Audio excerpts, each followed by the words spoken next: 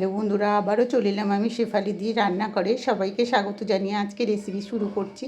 আজকে তৈরি করব দই চিংড়ি। এই গরমের মধ্যে কিন্তু দই চিংড়িটা খেতে ভীষণ সুন্দর লাগে। আর তার জন্য দেখুন বন্ধুরা, আমি চিংড়ি মাছ নিয়ে নিয়েছি। এখানে 500 গ্রামের মতন চিংড়ি মাছ আছে। এই চিংড়ি মাছগুলো দিয়ে আজকে দই চিংড়ি করব। সেই রেসিপিটা আজকে তোমাদের সঙ্গে শেয়ার করছি বন্ধুরা। পুরো ভিডিওটা দেখো, ভীষণ ভালো লাগবে। ভীষণ সুন্দর একটা রেসিপি। কম সময় কিভাবে এত সুন্দর একটা রেসিপি তৈরি হয়ে যায়, না দেখলে কিন্তু বুঝতেই পারবে না। তার জন্য বলছি বন্ধুরা, পুরো ভিডিওটা দেখো। ভীষণ ভালো একটা রেসিপি। চলুন বন্ধুরা, মাছগুলোকে আগে কেটে নেব। ভালো করে মাছটাকে ধুয়ে নিয়েছি আমি। চিংড়ি মাছগুলোর মধ্যে তো নোংরা থাকে, তার জন্য আমি গোটা চিংড়ি মাছগুলোকেই ধুয়ে নিয়েছি। এবার চিংড়ি মাছগুলোকে কেটে নেব। মাছকে কেটে নেব আমি সুন্দর করে। ছালটা কিন্তু ছাড়িয়ে দিতে হবে। দেখুন, এখানে আমি চিংড়ি মাছগুলো সব কেটে পরিষ্কার করে ধুয়ে নিয়েছি। এবার মশলাটা মাখিয়ে নেব। এই যে এখানে দেখুন বন্ধুরা, 2খানা পেঁয়াজ, 4টে কাঁচা লঙ্কা, একটা টমেটো কুচি নিয়েছি। পেঁয়াজের পরিমাণটা কিন্তু একটু বেশি দিতে হবে। এখানে আমি হাফটা পেঁয়াজ এখানে দিয়ে দিচ্ছি। আর পেঁয়াজগুলো একটু হাত দিয়ে এরকম ছাড়িয়ে দেবো, দিলে কিন্তু কুচি কুচি মতন হয়ে যাবে। হাফটা পেঁয়াজ এখানে আমি দিয়ে দিলাম। তার সঙ্গে একটা টমেটো এর সঙ্গে দিয়ে দিচ্ছি। কাঁচা লঙ্কাটাও এর সঙ্গে দিয়ে দেব।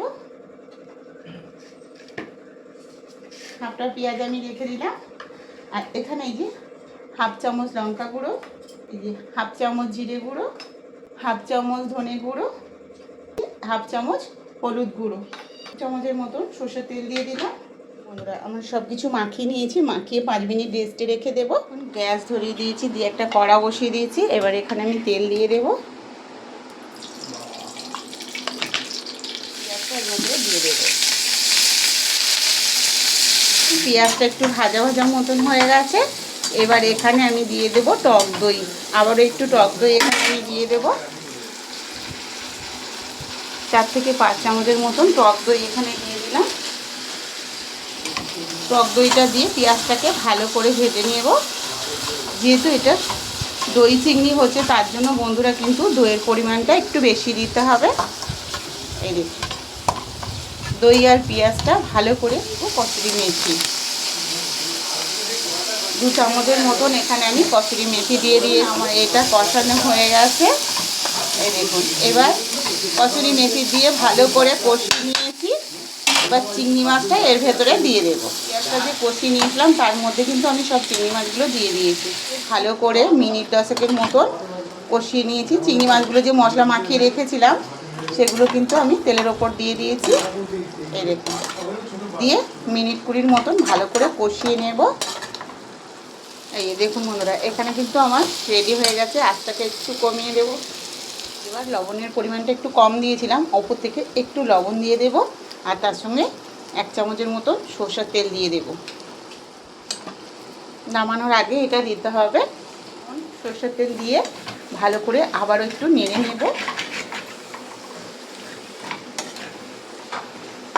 এই রেসিপিটা একদিন বানিয়ে খেয়ে দেখবেন বন্ধুরা, একদম ফাটাফাটি লাগবে খেতে, দারুণ লাগবে। দই চিংড়ি এইভাবে একদিন বানিয়ে খান, ভীষণ সুন্দর লাগবে। আর রেসিপিটা কেমন লাগলো বন্ধুরা, অবশ্যই কিন্তু কমেন্টে জানিও। যারা একঘেয়েমি খাবার খেয়ে বোর হয়ে গেছেন বন্ধুরা, মুখের স্বাদ পাল্টাতে হলে একবার অন্তত এই দই চিংড়িটা বানিয়ে খেয়ে দেখুন বন্ধুরা। আমি গরম গরম দই চিংড়ি একদম নামিয়ে নিয়ে এসেছি, পরিবেশনের জন্য রেডি। দেখুন কালারটা দেখে কেমন মনে হচ্ছে বন্ধুরা, খেতে কিন্তু দারুণ টেস্ট হয়েছে। কে কে চিংড়ি মাছ খাবেন চলে আসুন, দই চিংড়ি খাবেন চলে আসুন আমাদের বাড়িতে। দেখুন কত সুন্দর হয়েছে। যখন বাড়িতে চিংড়ি মাছ আসবে বন্ধুরা, এখন তো প্রচুর চিংড়ি মাছ পাওয়া যাচ্ছে, তো একবার অন্তত বানিয়ে এই দই চিংড়িটা খান। আশা করছি ভীষণ ভালো লাগবে। চিংড়ি রেসিপিটা কেমন লাগলো অবশ্যই কমেন্টে জানিও। আর রেসিপিটা ভালো লাগলে শেফালি দি রান্নাঘর চ্যানেলটাকে সাবস্ক্রাইব করে পাশে থেকো বন্ধুরা।